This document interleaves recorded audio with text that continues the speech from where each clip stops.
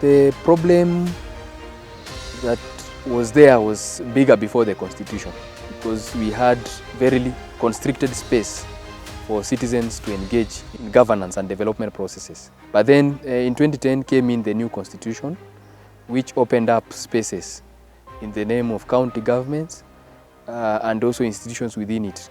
The Constitution also made it very clear that citizens ought to participate in budget decision making. While we were still grappling with the challenges of participation in the budget process, so we decided to have a model starting at the county level.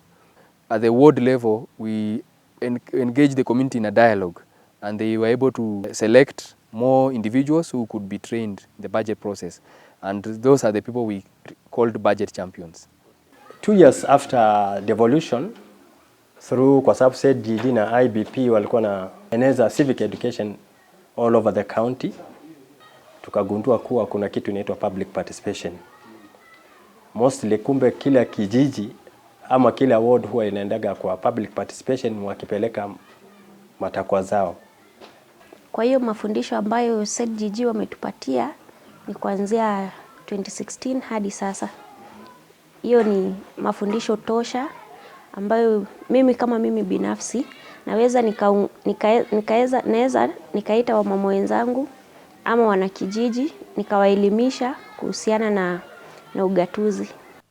One of the things we said we are going to do is lift these budget champions to the level where we are in terms of understanding the budget process. We reached out to International Budget Partnership, and we agreed on a partnership now referred to as SPAC.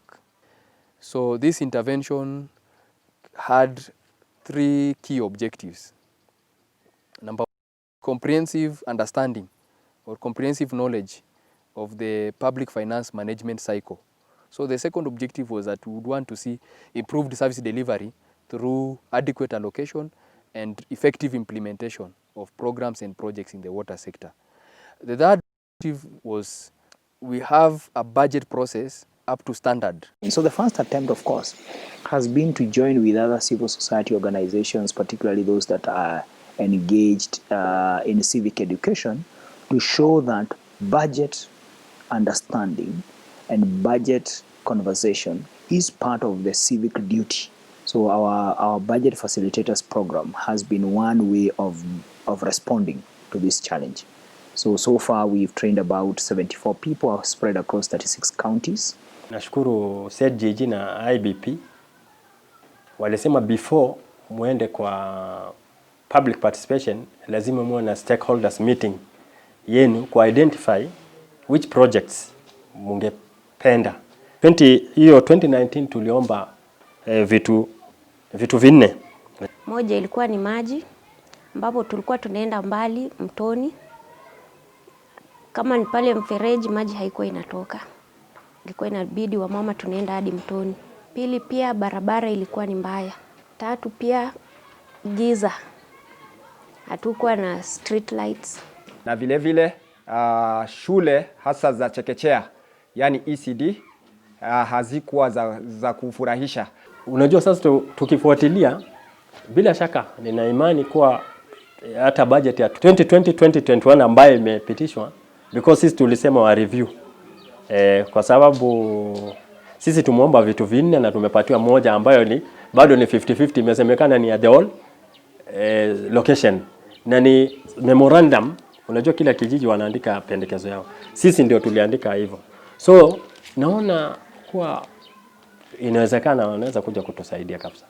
Once wakiweka pesa kwa project, wahakikishe hiyo pesa wameweka na imalize that project ku avoid rollovers. Were able to apply what they were learning almost immediately. But number 2, I think there is value when people realize that certain things that often look complex were now within their reach in terms of engagement and understanding. And so the budget champions model quickly picked up, and in all the 4 rounds of capacity building that we've done, now the budget champions model has become a central piece of that work. Kenye inani motivate ni venye ninaona hiyo kazi at least venye niko included, kuna venye naweza kusukuma, kuna venye naweza kutoa voice, kuna venye naweza kucomment. The people of Baringo now understand budgets. They know their priorities.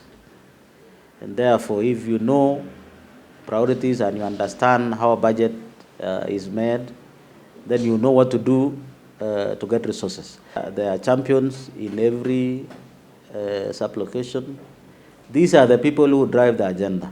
And that there's no friction, so much friction between wananchi and the government, unlike the previous times whereby the meeting would become so hot until even you postpone to another day. Yeah.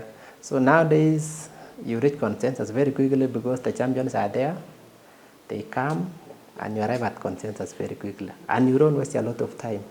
Distribution and prioritization of projects, we don't have much problems nowadays. The feedback in terms of project implementation is very timely, and it has ensured we have value for money in terms of the projects that we are doing. So that is the model that we've tried to bring citizens to the center of it.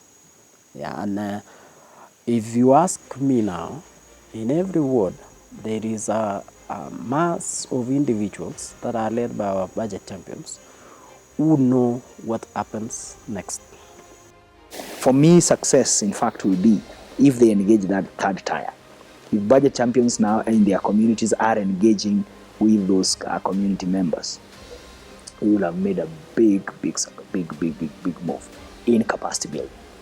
We want to highlight that the government has been very responsive in trying to hear our voice, that we want to reach where the citizen is.